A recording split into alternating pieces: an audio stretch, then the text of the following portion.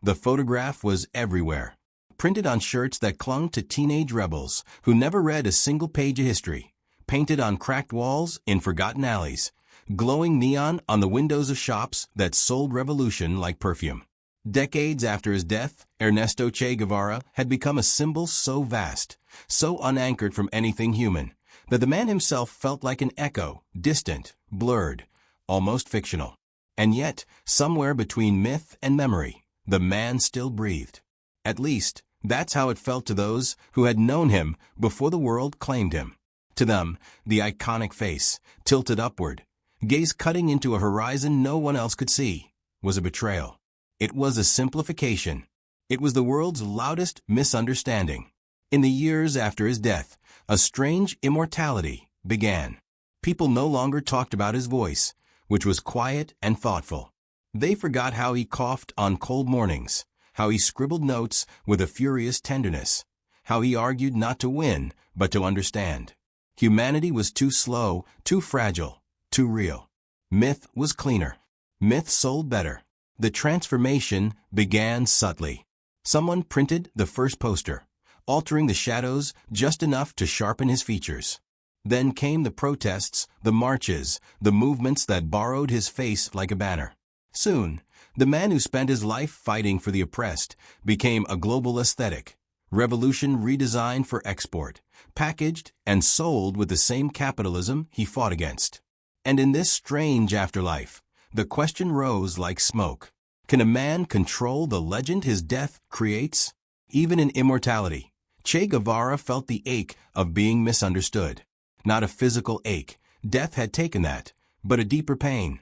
The pain of watching the world love a version of you that never existed. Some praised him as a saint. Others cursed him as a monster. Both versions were wrong.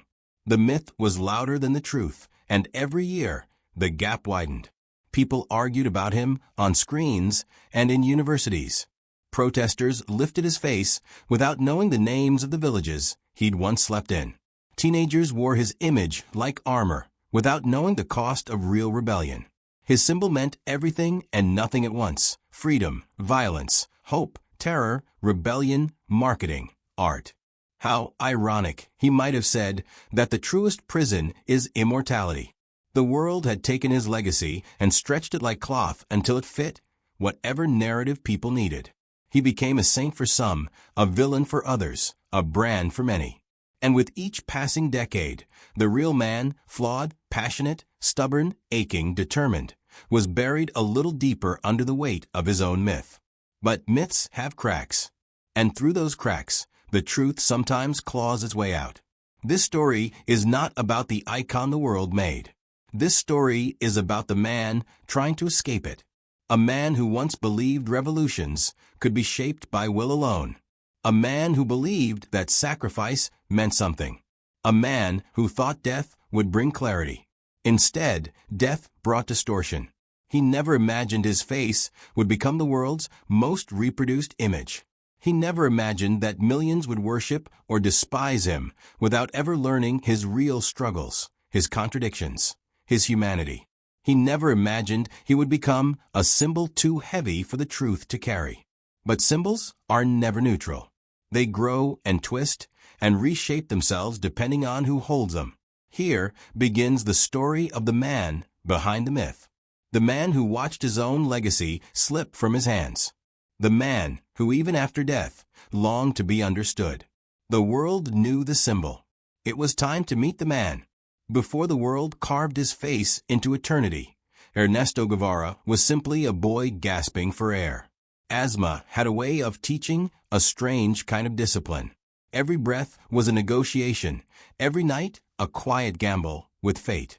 While other children ran freely through the dusty streets of Altagracia, Ernesto lay awake listening to the wheeze in his lungs, a lonely, rattling metronome that counted out the fragile seconds of childhood. It was in those breathless nights that he first learned how to stare suffering in the face without blinking. His mother, Celia, often sat beside him, reading aloud to distract him from the suffocation. Stories of philosophers, adventurers, rebels. She would hold his hand when the attacks worsened, her voice steady even when his breaths weren't. His father hovered nearby, cigarette forgotten in hand, eyes clouded with helplessness. This was Ernesto's first revolution, the rebellion against his own body. He hated the weakness. He hated needing help. He hated the walls that boxed him in while other boys sprinted across fields like lightning. But the hatred didn't rot him. It sharpened him. It carved a resolve into him that childhood shouldn't have understood. When the attacks passed, he refused to rest. He would drag his thin frame outside, insisting on playing rugby, climbing hills, swimming in cold rivers. Every inhalation felt like defiance. Every exhalation a stubborn promise that he would not live a small life. People around town whispered, "El Fuser, the Furious One." The nickname stuck because nothing else captured his contradictions. A frail boy with the temperament of a storm. His anger wasn't loud. It simmered beneath the surface. It was the kind of anger that studied the world and asked why things were the way they were. Why children coughed blood in poverty-stricken clinics. Why workers bent their backs until they broke. Why mothers prayed for miracles in places where none ever came. These questions grew inside him long before he learned the words to express them. And beneath it all was a subtle fear, not of death, but of insignificance. He feared becoming someone who existed quietly and disappeared quietly. Someone the world forgot before it even had time to remember. Perhaps that's why, when he grew older, books became his second oxygen. Marx, Freud, Neruda, Camus. He devoured ideas the way others devoured meals. Literature didn't just open doors, it opened wounds. It forced him to see suffering not as isolated tragedies, but as patterns, consequences, systems. He learned that pain had a geography. His own suffering felt small compared to the world he found in books, and yet it was his suffering that made him feel responsible for the world. Empathy is different when you've tasted your own fragility. He understood early that life could be taken from you at any moment, so you either lived it in a way that mattered, or you let it slip through your fingers. But beginnings are rarely clean. They rarely point to the destiny they contain. In university, studying medicine was supposed to be a practical decision, a noble one, a respectable one. Yet even there, Ernesto was restless. The sterile corridors, the precise lectures, the careful dissections, none of it addressed the questions pounding in his chest. Medicine taught him how bodies broke. It did not teach him why societies allowed them to. Sometimes he would pause during his studies, listening to the coughing of impoverished patients waiting in line outside the clinic. Their desperation seeped through the walls. He couldn't ignore it. He didn't want to. Something about their eyes awakened an ache in him, a familiar one, like the tightness in his lungs before an asthma attack. It was the same feeling he had as a child fighting for breath, except now the suffering wasn't in him, it was around him. And it was everywhere. One evening, during a long night of study, he closed his textbook abruptly. The silence afterward felt like a decision. He didn't say a word, but something inside him had shifted. The neat lines of a doctor's life no longer fit the enormity of what he felt responsible for. Healing one patient at a time suddenly seemed too small. He wanted to heal entire wounds and nations. He wanted to challenge the structures that produced the suffering he saw. He wanted to stop treating symptoms and start confronting causes. The spark that would later blaze into revolution began in that quiet moment, not with anger, but with disillusionment. Still, the road to becoming Che was not built in a day. It was not even built in ideology. It was built in moments. Breathless moments, painful moments, moments that tasted of longing and confusion. The true beginning came with the motorcycle journey. Yet before the engine roared to life, before the dust rose in the wake of the tires, Ernesto stood beside the machine with a strange expression, as if he sensed even dimly that this trip would not be just a trip, that it would reshape him, strip him, reforge him. His friend Alberto laughed, teasing him for being sentimental. But Ernesto wasn't sentimental. He was scared. Not scared of danger. Not scared of hardship. He was scared of what he might become. He inhaled deeply, his lungs protesting as usual. But he mounted the bike anyway, because beginnings rarely wait for certainty. They demand leaps, not logic. As the motorcycle rolled forward, vibrating beneath them with the raw energy of youth and recklessness, Ernesto looked back at the quiet streets of his childhood one last time. Behind him lay a boy who fought his own body. Ahead of him lay a man who would fight the world. He didn't yet know that the journey would carve pain into him in ways he couldn't imagine. He didn't know that he would fall in love with humanity so fiercely that it would devour parts of him. He only knew this. He was done being breathless. It was time to make the world gasp instead. Revolutions never begin with gunfire.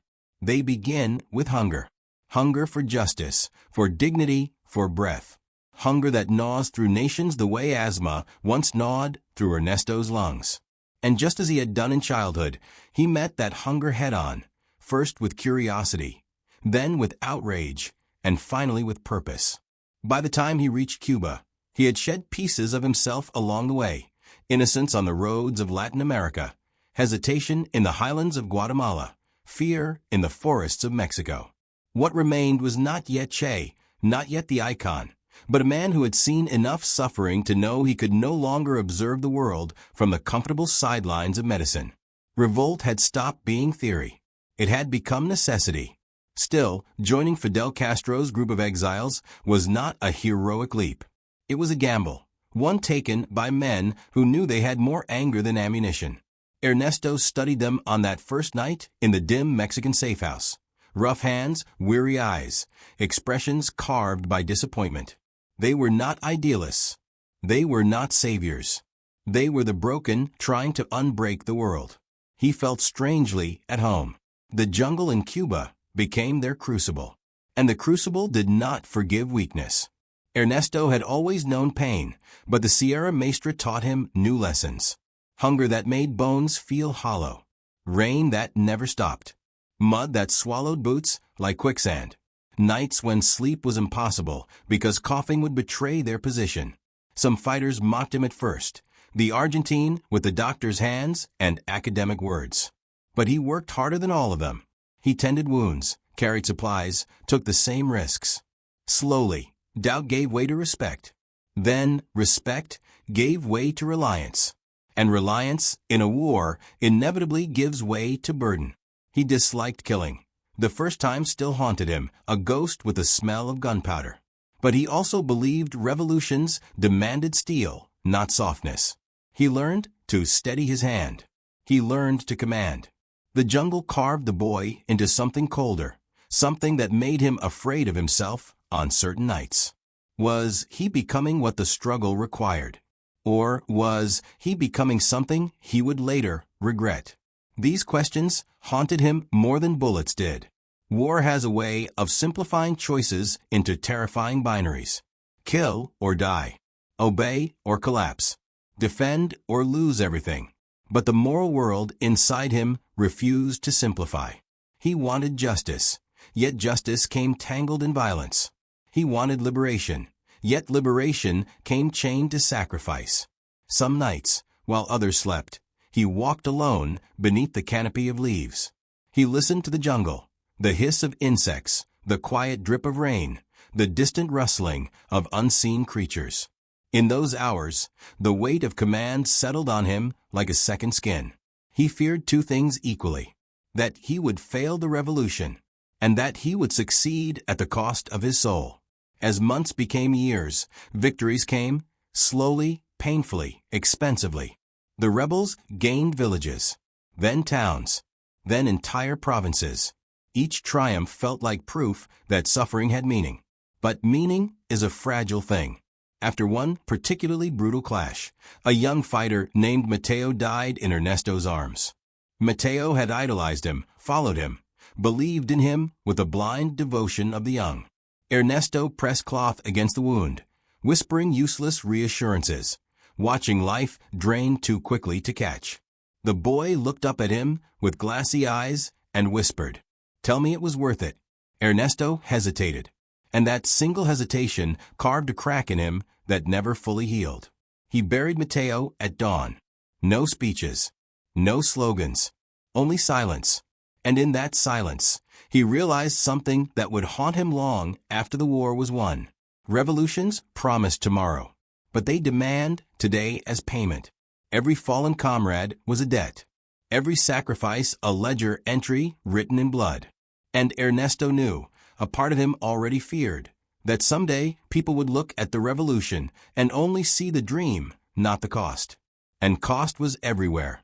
When they finally marched into Havana victorious, the world saw triumph. They saw liberation. They saw hope wearing olive green jackets. But Ernesto felt the ghosts marching beside him. Victory did not taste like celebration. It tasted like responsibility. Heavy, bitter, inescapable. Because after the guns fell silent, another battle began, one that few revolutionaries ever survived intact. The battle of governance. The battle of ideals confronting reality. The battle where yesterday's liberators became tomorrow's administrators. Che found himself in the halls of power, surrounded by papers instead of rifles, confronted by shortages rather than soldiers. The revolution had won, but winning did not erase hunger, poverty, inequality. It only exposed how deep the wounds really were. And now the world began to watch him, judge him, misunderstand him. Some hailed him as a hero. Others condemned his decisions. Every step he took was scrutinized. Every command he gave was twisted. Every attempt to rebuild was met with suspicion or praise, both equally frustrating. He could no longer simply fight. Now he had to justify, explain, carry the weight of a revolution's expectations. And he hated it. He hated paperwork, meetings, diplomats, the suffocating slow pace of rebuilding, the compromises that felt like betrayals. He hated seeing people wear the revolution like a badge while avoiding the very sacrifices that had birthed it. He had helped ignite a fire. Now he was being asked to control it, and that realization burned deeper than any wound the jungle had ever inflicted. Because revolutions, like children, rarely obey their parents. And sometimes, they devour them. Death does not arrive abruptly. It creeps quietly through choices. Che Guevara's final journey did not begin in Bolivia. It began the day he realized victory had made him restless. Havana's government offices felt like a coffin built out of paperwork and political compromise. He paced the tiled floors with the frustration of a caged animal. Power suffocated him more than jungle humidity ever had. He didn't want to be a minister. He didn't want to be a symbol. He wanted to be a weapon, aimed where injustice still breathed. So he left Cuba, slipped away with a handful of loyal fighters. Not for glory, not for praise, but because he could not live in a world where the revolution stopped at borders. He believed he still had battles to fight, but he did not realize that this time he was walking toward his final one. Bolivia was a wound disguised as a country, poverty carved into mountainsides, villages left to rot, soldiers who served a government that had forgotten them. Che saw fertile ground for change, but Bolivia saw something else. A foreigner, an intruder, a ghost from another revolution. The landscape itself felt cursed. Cold nights, thin air, villagers too terrified to help. A government backed by foreign interests hungry to snuff him out. But Che was stubborn. He forced his lungs, still battered by asthma, to adapt. He led his fighters through ravines and forests, clinging to the belief that sparks always look small before they ignite. Yet this spark struggled. Every month brought new setbacks, desertions, betrayals, illness, rumors of his presence spreading faster than support. His men began whispering at night, wondering if the legend of Che Guevara was bigger than the man wandering the Bolivian wilderness with them, starving, coughing, refusing to bend. Che heard them. He didn't blame them. The burden of a symbol weighs most heavily on the man forced to carry it. Still, he pushed forward, not because he believed he would win, but because he believed stopping would make his existence meaningless. His life had been a vow, and vows are heavier than mountains. By October 1967, the army had encircled them. Each day felt tighter than the last. The leaves whispered danger. The wind carried the scent of death. And yet Che still walked as if defiance were keeping him upright. On October 8th, the ambush came. Gunfire tore through the forest like lightning. His men scattered, shouting orders drowned in explosions. Che crawled behind a rock, returning fire until his rifle jammed, a betrayal far crueler than any enemy. He reached for his pistol. Empty. The universe mocking him. A burst of bullets struck the ground near his feet. Then pain, sharp, deep, tore through his calf. He fell. The forest spun. The world tilted. Soldiers swarmed him like shadows. He looked up at them calmly, chest rising and falling with the shaky rhythm of someone who had outrun death too many times to fear it anymore. His hands rose slowly, not in surrender, but in acknowledgement. He had always known this end was possible. He just didn't expect it to feel so quiet. The soldiers dragged him to a schoolhouse in the village of La Higuera, a crumbling building with cracked walls and the scent of dust and despair. They tied his hands. They whispered about the legend standing in their midst. Some looked at him with awe, others with hatred, most with fear. For the first time in decades, Che found himself powerless. He sat on a wooden bench, blood drying on his clothes, asthma tightening his lungs as he struggled to breathe in the stale air. His mind drifted, involuntarily, to childhood nights when he fought for breath. Funny, he thought, that life had come back to this same battle. Breath against silence. Lungs against darkness. Man against inevitability. When the Bolivian colonel entered the room, Che looked up with fire still burning behind tired eyes. The colonel asked questions. Che answered softly but firmly, as if the situation were merely an inconvenience. He said, "I know you've come to kill me. Shoot, coward. You are only going to kill a man." But they did not shoot yet. The order hadn't come. So Che waited. Hours passed. His wrist burned. His leg throbbed. His breathing worsened. Yet none of this pained him as much as the unspoken question haunting the corners of the room. Is this how legends die? In a dirt-floored classroom, forgotten by the world?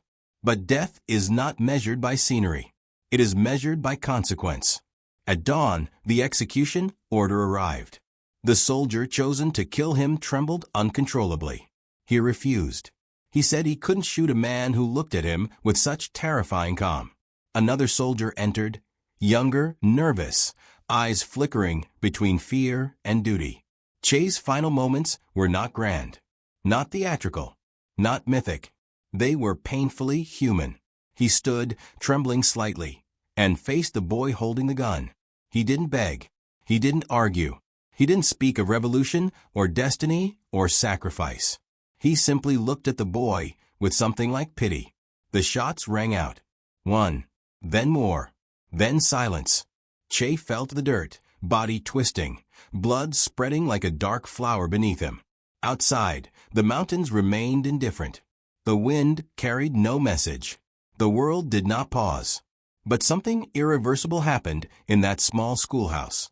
The man died, and the myth inhaled for the first time. In the stillness after the gunfire, one truth lingered like smoke. Mortality ends lives. But misunderstanding gives birth to legends. Death should have been the end. It should have sealed Che Guevara's life like the final page of a book, closed, complete, unchangeable. But instead, the moment the last bullet tore through his body, something opposite happened. The world opened him, pried him apart, reconstructed him into something he had never been. He became larger, simpler, sharper, and infinitely more misunderstood. After the execution, the soldiers dragged Che's corpse to the laundry room of a small hospital in Valle Grande. A crude attempt at dignity. Wash the revolutionary before displaying him to the world. Yet what awaited him there was not cleansing, but transformation. They laid him across two cement sinks, arms stretched outward, eyes open, his hair wild, his expression eerily peaceful. Even in death, he looked like someone who refused to bow. News spread fast. Journalists rushed in. Photographers elbowed each other for the best angle. People whispered prayers, curses, confessions. Some soldiers stared at the corpse as if expecting it to rise again. One photographer later recalled, "He looked alive, too alive, as if he were watching us, judging us." But the judging was no longer his to do. Others would take that role now. The famous photograph, his lifeless body, displayed Christ-like over the stone basins, was taken that day. Che's first step toward mythic resurrection was not glory, but spectacle. His death became theater, and the world became its audience. Across continents, reactions erupted like aftershocks. Some mourned, some celebrated, most argued. In Havana, people wept openly in the streets, many clutching newspapers like relics. Fidel Castro announced Che's death in a voice that trembled with grief and political precision. He called Che an extraordinary man, a moral giant, the purest example of a revolutionary. But purity was not one of Che's traits. He was too complex for purity, too conflicted, too human. Yet the world had no interest in nuance. His contradictions were inconvenient. His flaws were unmarketable. It was easier, far easier, to turn him into a symbol. Symbols don't cough blood from asthma. Symbols don't question their own choices. Symbols don't feel guilt over the men they ordered to their deaths. Symbols don't wince at doubt in the middle of the night. Symbols exist to be held, raised, adopted, painted, sold. And Che became the most recognizable symbol of rebellion the planet had ever seen. But the transformation wasn't immediate. At first, governments celebrated. They believed they had ended an era. They believed killing him would kill the ideas he carried. They were wrong. Martyrs do not disappear. They multiply. Students in France painted his face on banners. Activists in Africa sang songs of the man who defied imperialism. Writers in the Middle East compared him to prophets. Artists in Latin America carved his likeness into wood, stone, and memory. His death became currency, spent and respent by movements that needed hope, by leaders who needed legitimacy, by youth who needed identity. The man died. But the idea? It metastasized. Still, not all reactions were reverent. Far from it. Critics seized the moment with equal passion. They wrote furious articles condemning him as a murderer, a naive ideologue, a destabilizing force who left ruins in his wake. They dissected his campaigns, highlighted his failures, traced his path in blood rather than hope. Both sides built altars, some of praise, some of scorn. None of them aligned with the real man, because the real Che Guevara never fit in a single narrative. He was a tangle of contradictions: compassionate doctor, ruthless commander, dreamer, pragmatist, idealist, executioner, mentor, destroyer, healer, strategist, wanderer. But the world does not love contradictions. It loves clarity, even false clarity. So the myth grew, and the myth simplified. Two versions emerged, equally distorted. Saint Che, the flawless revolutionary, whose courage bordered on divine. Monster Che, the reckless ideologue whose violence defined him.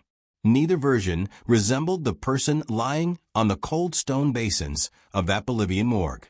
Somewhere in the silent space between worship and hatred, the truth gasped for breath.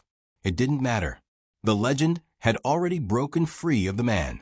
Then came the iconic image, the one taken years earlier by Alberto Corda, the one the world would eventually plaster everywhere. At first, it wasn't famous. It wasn't even widely used. But after Che's death, the image ignited. It spread like wildfire. It became the face of rebellion, idealism, nonconformity. Soon, teenagers who knew nothing of Marxism or guerrilla warfare wore his face on t-shirts. Fashion designers appropriated him. Musicians quoted him. Corporations sold him. Capitalism did what bullets could not. It resurrected him.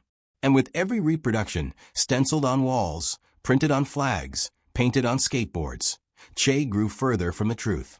He became what people needed him to be. A hero, a villain, a slogan, a warning, a dream, a threat, a logo. He became a mirror. People looked at him and saw themselves.